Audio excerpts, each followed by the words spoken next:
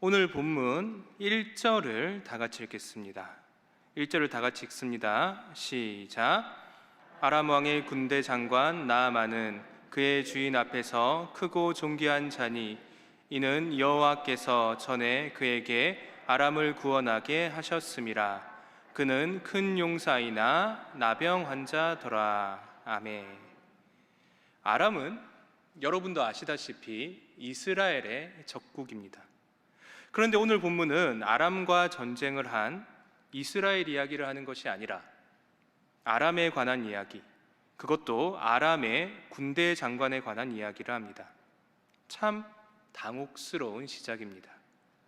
이 당혹스러움은 본문을 읽어갈수록 더 심해집니다. 1절에 따르면 군대 장관의 이름은 나아만입니다. 공정한, 정중한이란 단어에서 파생된 이름입니다. 즉 공정한 자, 정중한 자라는 뜻입니다. 그리고 그는 그의 주인 앞에서, 즉 왕 앞에서 크고 존귀한 자였습니다. 그저 그런 관료가 아니라 굉장히 높고 귀한 신하였던 것입니다. 그러면 그는 어떻게 크고 존귀한 자가 되었을까? 1절 중반을 한번 다 같이 보겠습니다. 제가 한번 읽어보겠습니다. 이는 여호와께서 전에 그에게 아람을 구원하게 하셨음이라. 열왕기를 읽는 독자들을 충격에 빠뜨리는 말씀입니다. 다른 누구도 아니고 여호와께서 그에게 아람을 구원하게 하셨다. 이방인과 함께하는 하나님입니다. 실제로 열왕기상 17장 8절에 따르면 하나님은 엘리사에게 이방 지역인 시돈의 사르밧 과부에게 가라고 하십니다. 즉 이방인에게 하나님의 말씀이 전해졌던 것입니다. 이미 열왕기 시절부터 하나님은 이방의 하나님입니다. 사실 여기까지는 신약의 시대를 살아가는 우리에게 납득이 가능한 수준입니다. 그런데 오늘 본문의 나아만이 어느 나라 사람입니까? 아람 사람 나아만입니다. 아람은 이스라엘과 전쟁을 하고 있는 나라입니다. 즉 나아만의 종기는 이스라엘의 패배로 이루어진 결과물입니다. 오늘 말씀을 읽는, 즉 믿는 자라고 자부하는 우리의 가슴을 참 서늘하게 하는 열왕기의 말씀입니다. 이방인임에도 불구하고 이스라엘 사람보다 나은 나아만 장군입니다. 그런데 그런 그에게도 한 가지 문제가 있습니다. 바로 문둥병입니다. 원어의 뜻과 본문의 상황을 고려할 때 나병은 아닌 것 같습니다. 악성 피부병 정도로 보시면 될 것 같습니다. 그리고 동시에 충분히 사회생활을 할 수 있을 정도였던 것 같습니다. 하지만 그럼에도 불구하고 오늘 본문이 암시하듯 나아만에게는 굉장히 심각한 문제였습니다. 이제 2절을 다 같이 한번 읽어보겠습니다. 2절입니다. 시작. 전에 아람 사람이 떼를 지어 나가서 이스라엘 땅에서 어린 소녀 하나를 사로잡음에 그가 나아만의 아내에게 수종 들더니. 아멘. 오늘 본문 당시는 다마스커스의 수도를 정한 아람과 우리가 잘 아는 이스라엘이 불균형한, 특별히 불안정한 평화를 이루던 시기였습니다. 국지전이 일어나기도 했고요. 반유목 생활을 하던 아람족 사람들이 국경지대를 침범하여 약탈을 하기도 했습니다. 이렇게 약탈을 하면 그들은 수도인 다마스커스에 가서 약탈을 한 사람과 물건을 팔곤 했습니다. 그 결과가 바로 오늘 본문에 나온 어린 소녀입니다. 이 어린 소녀가, 즉 나아만의 집에 팔린 이 어린 소녀가 양국에 폭풍을 몰고 오기 시작합니다. 3절과 4절을 교독해 보겠습니다. 제가 먼저 읽고 4절은 여러분이 읽습니다. 그의 여주인에게 이르되 우리 주인이 사마리아에 계신 선지자 앞에 계셨으면 좋겠나이다. 그가 그 나병을 고치리이다 하는지라.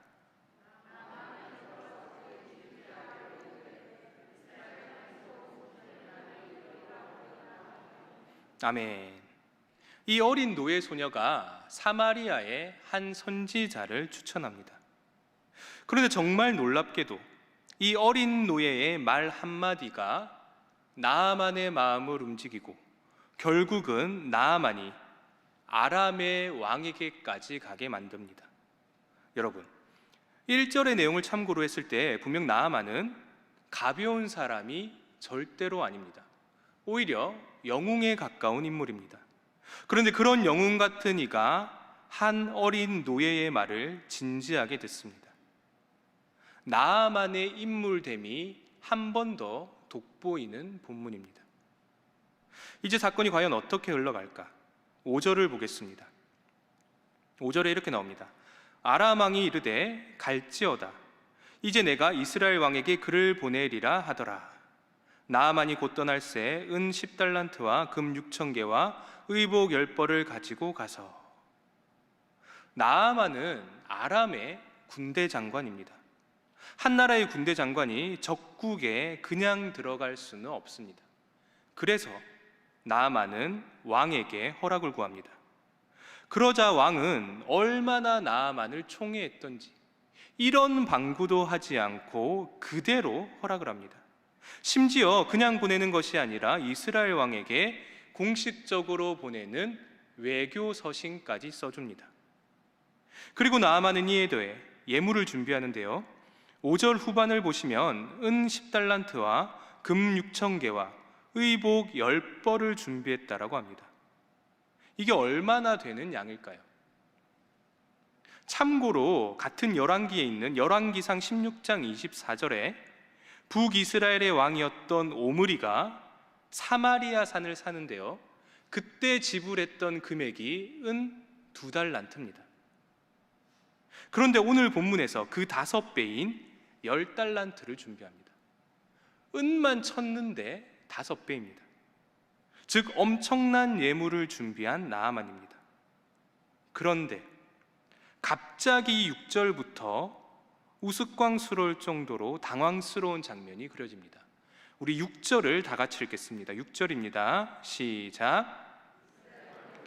그 글을 전하니 일러스되 내가 내 신하 나아만을 당신에게 보내오니 이 글이 당신에게 이르거든 당신은 그의 나병을 고쳐주소서 하였더라. 외교 서신을 썼는데 내용이 어떻습니까? 사마리아의 선지자를 소개해 달라는 게 아니라 이스라엘의 왕에게 병을 고쳐달라고 합니다. 여러분도 아시다시피 구약의 선지자는 임금으로부터 녹봉을 받지 않습니다. 심지어 이스라엘 왕은 선지자에게 그 어떠한 권한도 가지고 있지 않습니다. 부하가 아닙니다. 즉 나아만을 이스라엘의 왕에게 보내는 것은 나아만에게 전혀 도움이 되지 않습니다. 잘못 보낸 겁니다. 그냥 일이 위로 한 단계 올라갔을 뿐인데, 군대 장관에서 왕으로 올라갔을 뿐인데 일이 엉망이 되어버립니다. 마치 현대의 우스꽝스럽고 비효율적인 관료주의적 위계 질서를 보는 듯한 장면입니다. 수천 년 전이나 지금이나 비슷한 것 같습니다. 그리고 더 우스꽝스러운 모습이 7절에 나옵니다. 7절을 한번 보십시오. 이스라엘 왕이 그 글을 읽고 자기 옷을 찢으며 이르되 내가 사람을 죽이고 살리는 하나님이냐? 그가 어찌하여 사람을 내게로 보내 그의 나병을 고치라 하느냐? 너희는 깊이 생각하고 저 왕이 틈을 타서 나와 더불어 시비하려 함인 줄 알라 하니라. 이스라엘 왕이 옷을 찢었다라고 합니다. 이유가 뭡니까? 내가 사람을 죽이고 살리는 하나님이냐? 저 왕이 틈을 타서 나와 시비하려 합니다. 여러분, 분명 하나님은 사람을 죽이시기도 하고 살리시기도 하는 하나님입니다. 그런데 오늘 본문에서 그런 말을 하는 사람이 누굽니까? 다른 나라도 아니고 하나님의 백성이라고 자처하는 이스라엘의 왕입니다. 너무나 웃긴 모습입니다. 정상적이라면 이렇게 말해야 합니다. 나하, 잘 되었구나. 너희가 바로 찾아왔다. 바로 우리가 섬기는 여호와 하나님이 그런 일을 하시는 분이다. 그분은 사람을 죽이시기도 하고 살리기시도 한다. 나병쯤이야? 문제 없다. 이렇게 말해야 정상입니다. 그런데 지금 이스라엘의 왕은 울고불고 있습니다.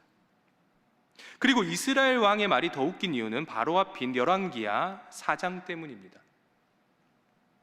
바로 앞장인 4장에 수넴 여인의 이야기가 나오는데요, 여기서 사람을 죽이고 살리는 이야기가 나옵니다.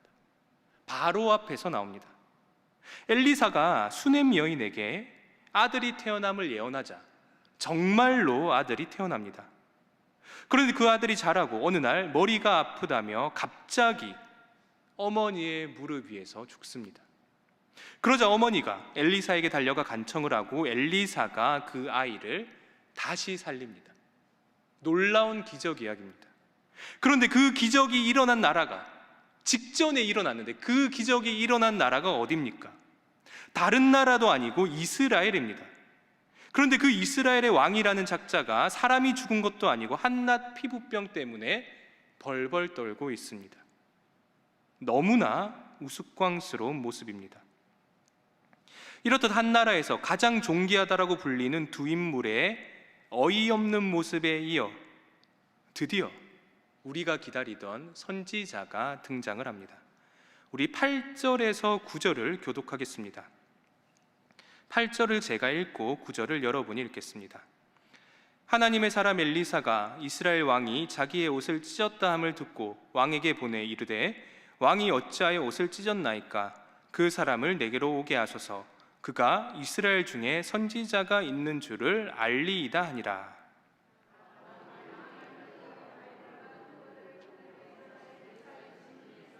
아멘. 사마리아의 선지자가 누군지 이제야 밝혀집니다. 엘리사입니다. 엘리사가 말합니다. 이스라엘 중에 선지자가 있는 줄을 알리이다. 뭔가 대단한 일을 할 것만 같은 말투입니다. 그리고 9절에서 나아만이 드디어 엘리사에게 도착을 합니다. 한 나라의 군대 장관답게 말들과 병거들을 거느리고 엘리사의 집 문 앞까지 도착을 합니다. 과연 엘리사는 나아만의 병을 고칠 수 있을까? 10절을 보십시오. 엘리사가 사자를 그에게 보내 이르되, 너는 가서 요단강에 몸을 7번 씻으라.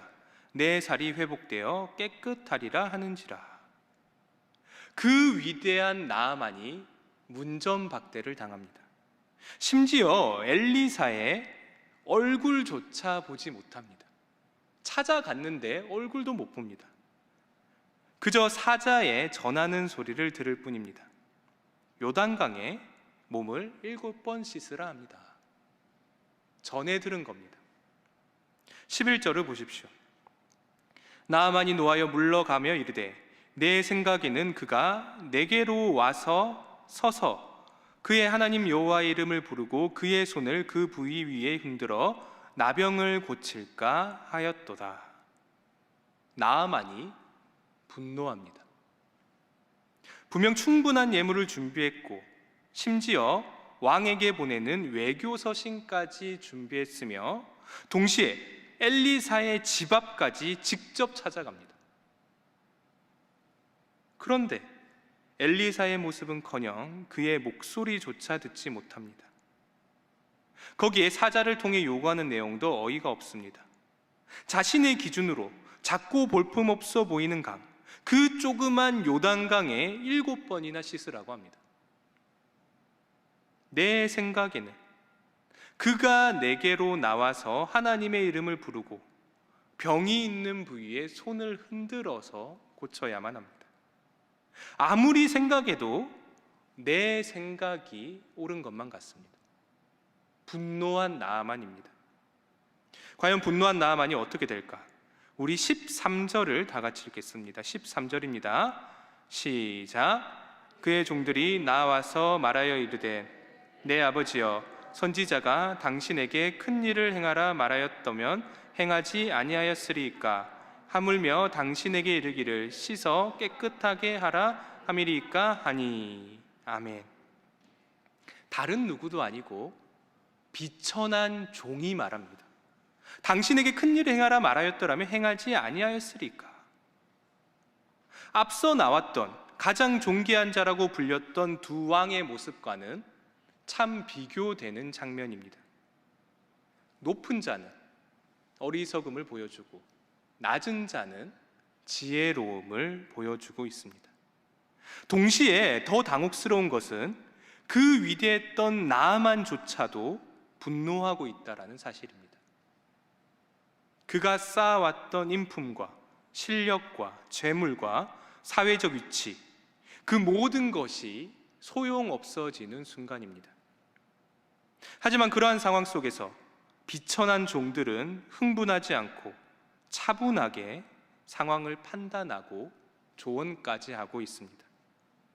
과연 나아만은 어떤 판단을 내릴까? 14절입니다. 나아만이 이에 내려가서 하나님의 사람의 말대로 요단강에 7번 몸을 잠그니 그의 살이 어린아이의 살같이 회복되어 깨끗하게 되었더라.